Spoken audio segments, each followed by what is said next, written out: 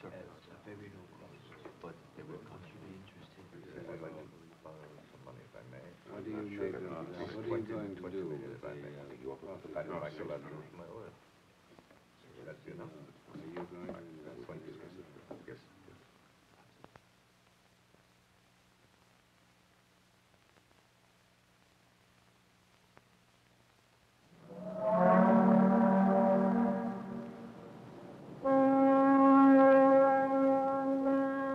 These tankers carry imported oil. Without it, our economy would collapse. I'm Adam Smith. My books, The Money Game and Super Money, explain serious money to millions. But the biggest money story today is the world's oil bill and what it's costing you.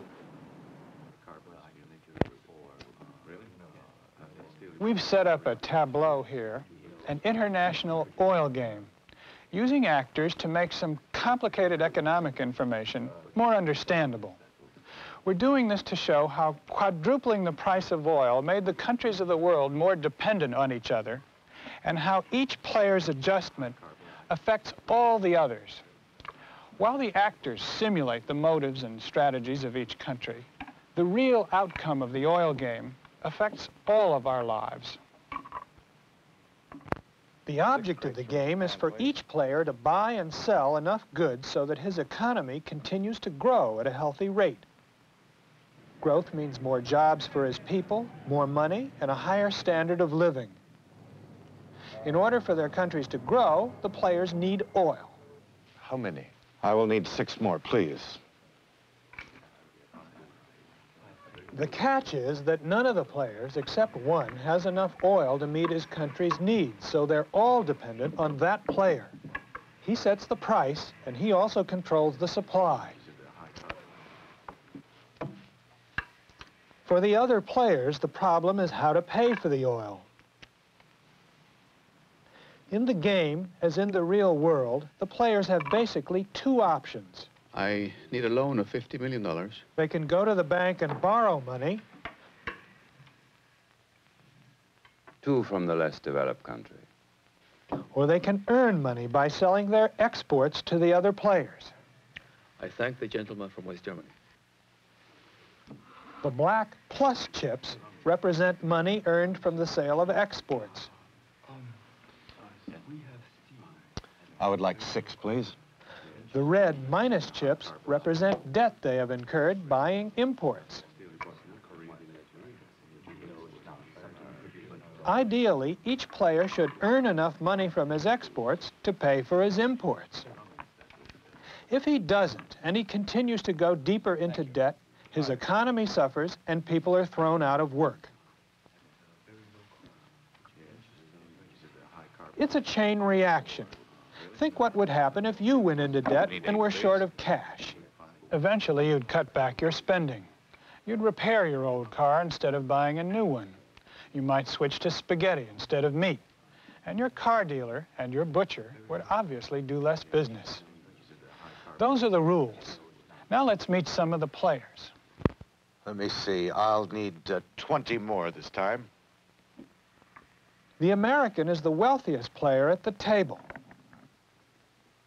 We produced a record $2 trillion worth of goods last year and provided 90 million jobs for our workers. I'd say that's doing pretty well. Of course, we did have to import a lot of oil in the process, almost 50% of what we used last year, and it was expensive. But I think it was worth it. How many? And again... The American player represents only 5% of the world's population, yet he manages to consume about 1/3 of the world's oil. The other players warned him about too much of a good thing, but up until now, he hasn't listened. The West German player has the 3rd strongest economy in the game, behind the US and Japan. Our oil consumption was about 1 billion barrels, almost all of that imported. We also want a high growth rate for our country and our people, but we know too much growth, too fast, leads to inflation, and we can't forget what happened after the First World War. The memory of people using money as wallpaper because inflation had made it worthless, is still too vivid. The Japanese player also represents a strong economy, but a vulnerable one. Nature gave Japan very few natural resources. So we have always had to import most of our food and the raw materials we need for our industries. It is for that reason that our economy operates much like a giant factory.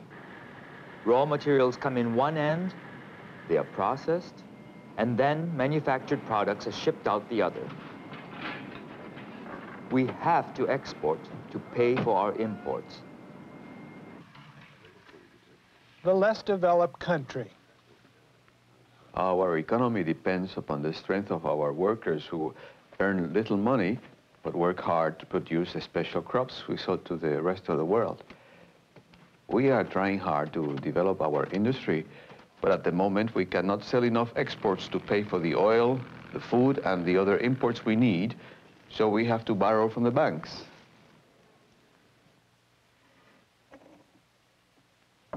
Finally, the player from Saudi Arabia. He sits in the game as a representative of OPEC, the Organization of Petroleum Exporting Countries. For many, many years, we have been dictated to by the major oil companies, who kept the price of our oil low. That has changed. We are earning a lot more money today. And we have many projects underway to build hospitals, housing, roads, for example, which will provide better living conditions for our people. We know, however, that the oil won't last forever. And frankly, many people in my country feel we should be pumping less oil so that it lasts longer.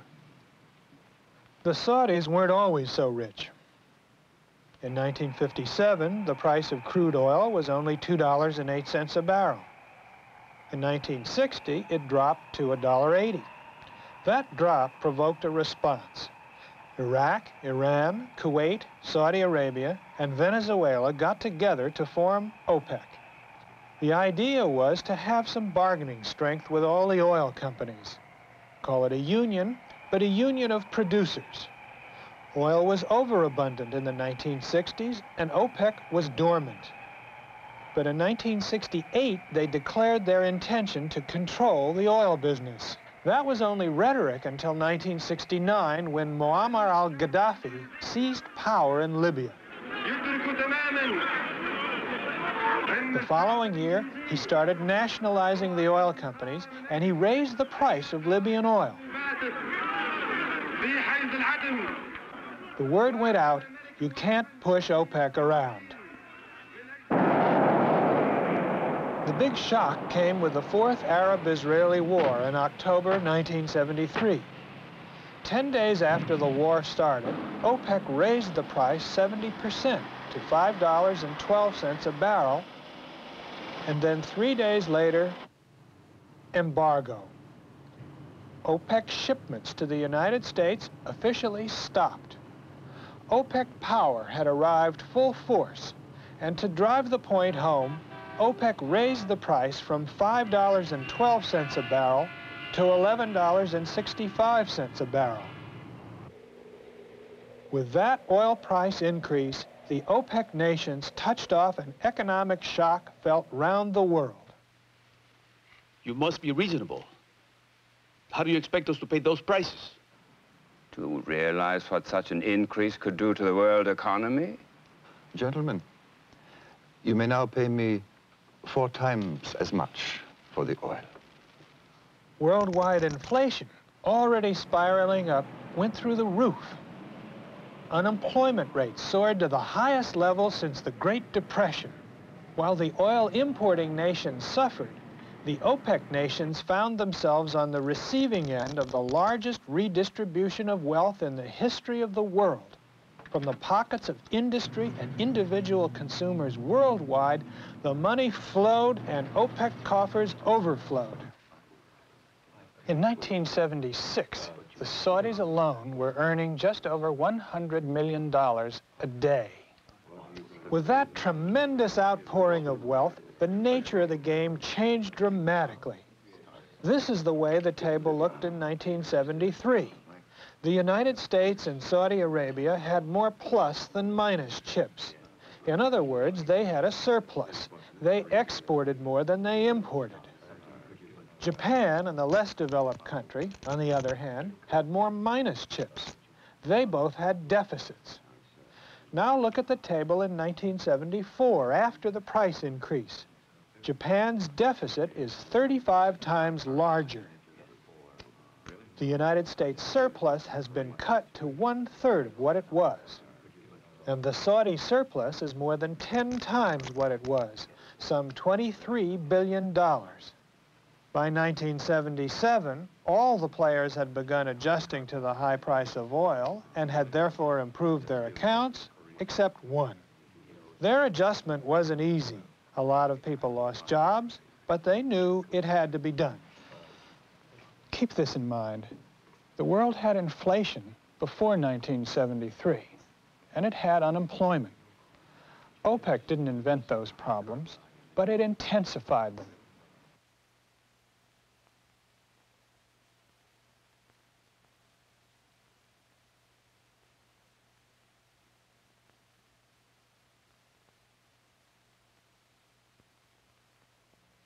Gentlemen, higher oil prices are going to force your import bills up. And you're all going to be tempted to cut back on your imports to save money. Some of you may also want to increase your exports so that you can have more money to pay for the oil. And let me warn you, though, if that happens, you're only going to end up hurting each other. That was the gist of the message the International Monetary Fund gave world leaders back in 1974. The problem is for everyone to borrow. Before 1973, this was a relatively friendly game. Now that the oil price increase has saddled everybody with a lot more debt and unemployment, the game has become a much more serious matter. The volume of world trade has dropped, and in certain markets, competition has increased. That's the big picture. The buzzword the economists use is macroeconomic. To understand how Japan's adjustment to the price increase affected us, let's look at one small corner of the picture.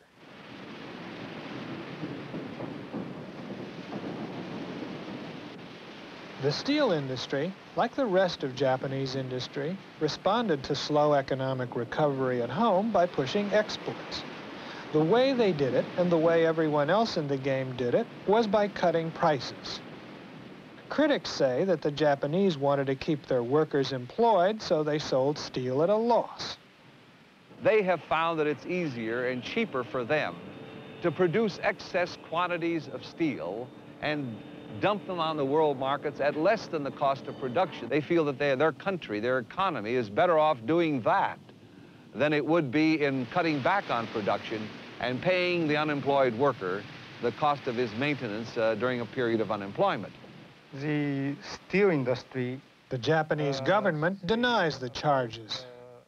20 years ago, they were assisted by the government through some financial measures and taxation, concessions, etc., but not so much heavily as imagined by some foreign people. Now they are not subsidized at all. Japanese steel mills like this one near Tokyo are among the most modern and efficient in the world. The steel comes in all shapes and sizes, but it looks a lot different depending on your perspective. To the American consumer, it's quality steel at a low price. To the international economist looking at the larger picture, it's an export helping Japan balance the high cost of its oil. But to an American steel worker, it's a threat to his job. At Armco Steel in Houston, Texas, foreign imports, steel and automobiles, have triggered real hostility. George Hansen is president of Armco Steel's Western Division. We have a sign up in front of this plant, out in the front gate, that says, buy a foreign car and put 10 Americans out of work. I firmly believe in that sign. That's exactly what happened at this plant here. People bought foreign steel and put steel workers out of work. Sometimes we tell our workers that we can't control where they buy their cars or from whom they buy them. But if they buy a foreign automobile and park it close to that furnace you see back there, we're liable to put it in the furnace and melt it down. Be careful, Julie. The Jones family of Houston, Texas, doesn't talk about the balance of payments or the effects of oil prices on the world economy. But those issues have a large impact on their lives. Mark Jones was laid off by Armco for 17 months. And the reason they give us was that foreign steel companies had been selling their steel in the United States at a lower price than American steel companies. So I was never really conscious of it, you know, of the impact that foreign companies make on the United States economy until this time. As the high price of oil pressures Japan and other countries to sell more cars and steel and television sets, American companies making the same things are having a tough time of it. So they're asking the government for tariffs, quotas, something to protect them. It's a natural reaction. But many people in Washington are concerned that if we put up trade barriers, other countries will do the same. And that can lead to trade war.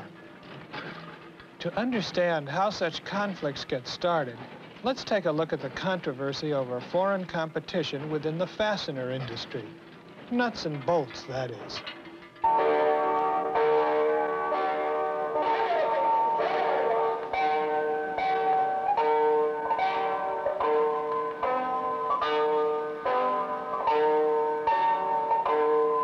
These exercises are part of the regular morning routine at Iwata Bolt Company in Kawasaki, Japan.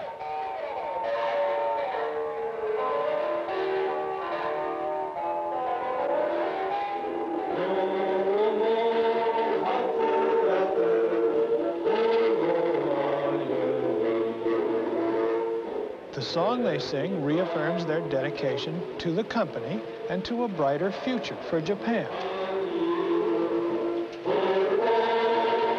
For them, and some 65,000 other Japanese workers, that means harder work, increased sales, and an expanding share of the world fastener market. John Lorman is chairman of RB&W, one of the country's largest manufacturers of nuts and bolts. If you had been in this plant 5 years ago, you would have seen practically every piece of machinery operating and a lot more activity in the plant itself. So much of the business of our industry has been lost to imports coming into this country at very low prices, primarily subsidized by the various governments. And accordingly, during this period, our production has dropped almost in half at this plant, and our employment has dropped from almost 800 down to 400 employees. Recently, the nuts and bolts industry applied to the International Trade Commission for protection from what they considered unfair competition. With that petition, the fastener industry joined a growing number of industries that have asked the government for protection from trade competition. Steel, shoes, CB radios, color television. We no longer look at the word protectionism as a bad word. We are looking for protection. We're sort of standing back, Simon Pure, and say, well, we're for free trade. We can't be for free trade anymore. We've got to be for fair trade. More and more people in organized labor and in Congress are talking protectionism. Do you see any danger in protectionism leading to a world depression? Yes, I can see that we could get ourselves into a situation where we damage all the economies of the world, or most of the economies of the world, through erecting higher and higher tariff barriers. Less developed countries were hit especially hard by the oil price rise in 1973. As you will see, their reaction affected us. You must be reasonable. How do you expect us to pay those prices? The people of Brazil, like us, were enjoying a gradual improvement in the quality of their lives in the early 70s. The economy was growing, life was getting better. Then came the oil price rise. The primary effect, I think, was one of immediate shock to the economy. Brazil has been traditionally an importer of oil, net importer of oil, importing close to 80% in 1973 of its oil needs, and used to a continued cheap source of energy. That cheap source of energy, oil, was now 4 times as expensive, and Brazil's economic progress was in serious peril. But the government imposed strict conservation measures that steadily reduced the country's import bill. Fuel prices were allowed to go up to almost $2 a gallon. Automobiles were even developed to run on alcohol made from surplus sugar cane. Gas is not sold on weekends, causing long lines at closing time. Most of these cars are made in Brazil. Similar American models sell here for about $20,000. Brazil has levied taxes of up to 300% for non-essential imports. If Brazil had a popular democracy like ours, you can bet these tough decrees would never have been issued. But Brazil did even more. They adopted a financial strategy that was a colossal gamble. Over the last 4 years, Brazil's leaders have gone abroad to borrow $30 billion, much of it from large commercial banks. First thing we do is we go out and make loans around the world that meet our credit standards. Then depending on what loans have been made, this creates a demand for funds, and then we go out and bid in the financial markets. That means that Citibank has to go out and find the money to make the loans. Cancel that. You know, that it's probably something like Arab money. Somebody, I don't know. The people in this room get some of that money from other banks around the world. Ironically, a lot of the money comes from certain OPEC countries like Kuwait and Saudi Arabia. Okay. They have more money than they know how to spend, so they deposit it in banks, which then lend it to countries like Brazil and Turkey. Driving around Sao Paulo, Brazil's industrial center, you quickly notice a lot of foreign companies, many of them American. To sell in Brazil, you have to produce in Brazil. Even before the oil price rise, this was a policy for cutting imports. After the price rise, it became more than a valuable policy. This was the stage at which you had to control your imports. And the way that you control your imports is either you simply cut back, or you get companies, both local and foreign, to manufacture the same product locally. Ford Brazil employs 20,000 people in Brazil. These workers are paid about 1/4 what the same workers in the United States receive. And remember, some of these are jobs that once belonged to Americans. We get incentives from the government to export. The government is concerned about their balance of trade, and we are certainly trying to help. Ford Brazil is helping and making a lot of money in the process. These Brazilian-made Ford tractors compete around the world with American-made tractors.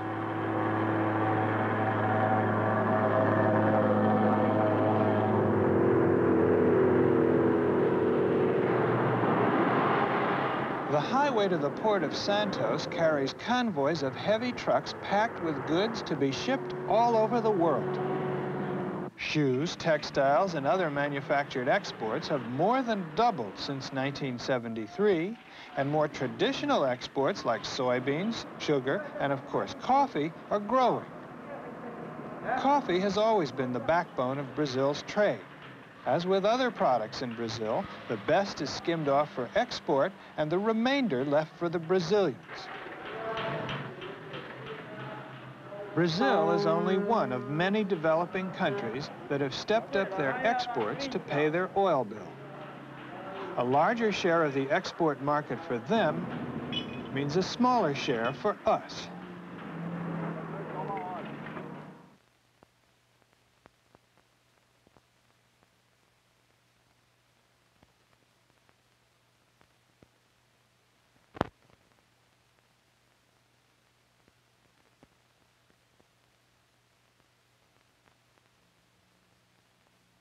The American player has continued importing more and more foreign oil.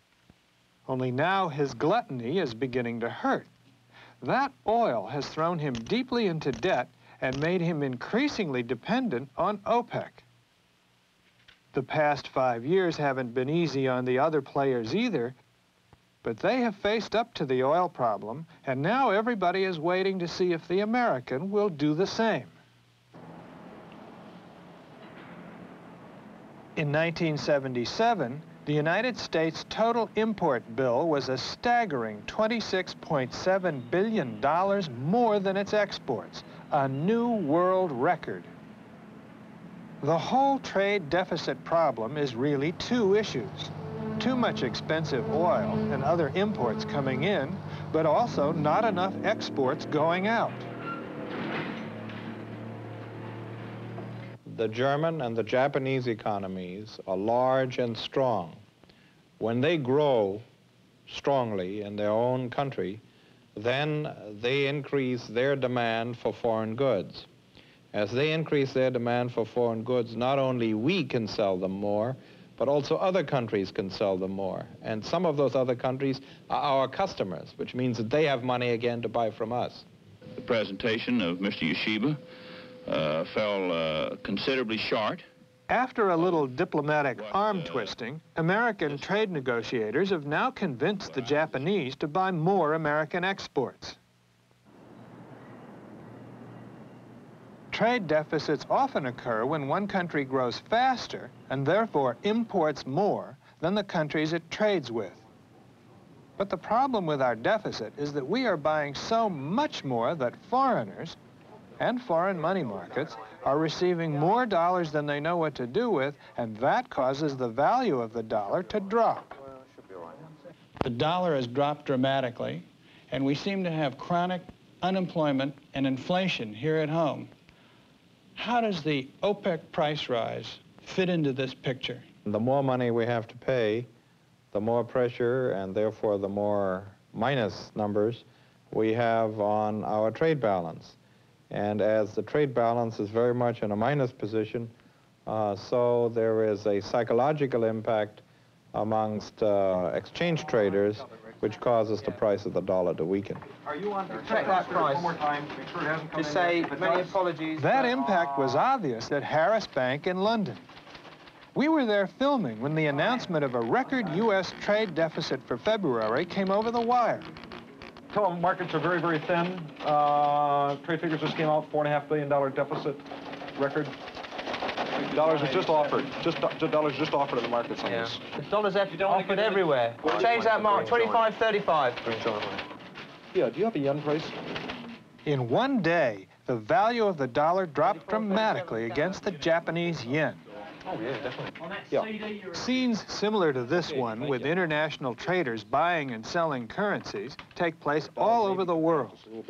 In London and New York, it's all part of an international confidence game.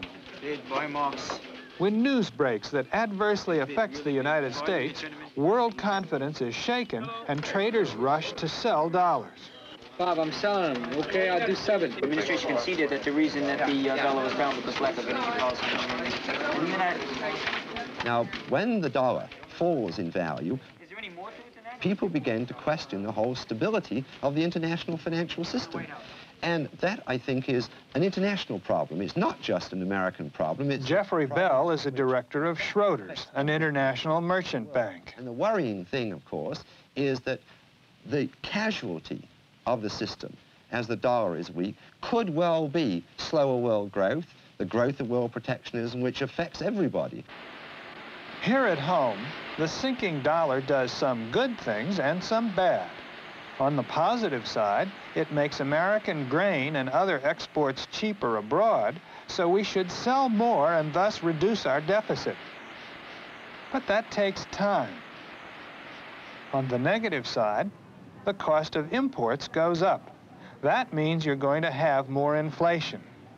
It also means that American companies that compete with imports are free to raise their prices.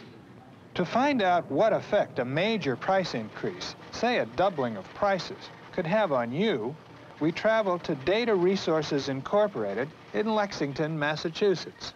So we can ask the machines here, DRI is in the business of making economic projections. Alan Sinai is Vice President of Financial Products. Now, what would happen if the OPEC ministers got together and announced that the price of oil would be doubled, let's say? What would happen to jobs if the OPEC prices doubled?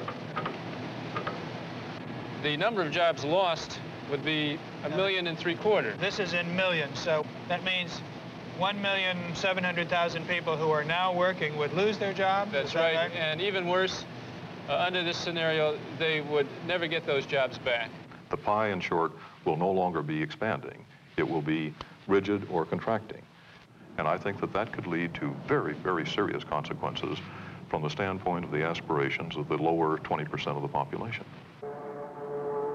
These grim predictions are all speculation, but they're important because that's what could happen if the United States doesn't reduce its dependence on OPEC oil. One step in that direction is the construction of more energy-efficient buildings. Increased domestic production and the development of alternate energy forms will also help, but not soon enough to avoid the crisis some people are predicting for the mid-1980s. The immediate problem, and the major problem facing Congress today, is how to get you and me to conserve. We will all agree, that is to say, economists will all agree that the thing that we need is conservation. We'll all agree, too, that if we ask you to conserve, you won't do it for more than 15 minutes. It's human nature to say, well, I don't see a problem. Where's the problem? I'll push my thermostat up to the point where I can afford it. So I think that we're beginning to understand now fully that the road to conservation is price. That you get a man to conserve when it costs him more to drive, costs him more to buy a battery or a tire, costs him more to heat his house or cool his house. Critics charge that none of the programs currently under consideration will have any real impact in forcing conservation. Some kind of restoration or independence. Otto Eckstein is president of Data Resources Incorporated and a former member of the President's Council of Economic Advisors. The kinds of programs that we are thinking about in this country are not very powerful programs. We really are not responding sufficiently to the challenges in front of our nose. What should we be doing? We've really got to do a lot more on conservation, and we've got to do a lot more on supply. As long as Congress and the President don't force conservation, our dependence on foreign oil is going to increase. And that puts your future in the hands of OPEC with no guarantee that they will continue to provide the oil that we need. You've seen what other countries are doing. They're exporting everything that isn't nailed down to pay for their oil bill. They're enforcing conservation. They're scrambling around trying to cope because they have to. But so far, we haven't. And consequently, our demand for imported oil has promoted inflation, devalued the dollar, angered our allies, disrupted international trade, and even threatened our national security. It doesn't have to be that way. We know what we have to do. We have to conserve oil, we have to produce more domestic oil, and we have to switch to coal and alternate forms of energy. If we don't, not only do we all face more inflation, but in the years to come, whoever is in power in Iran and Saudi Arabia and the other oil-producing states will have an astonishing degree of control over the way we live. And that's frightening. I'm Adam Smith.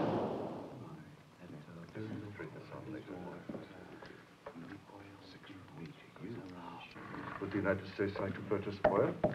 And how many? Yes. 10, please. 10 barrels of oil.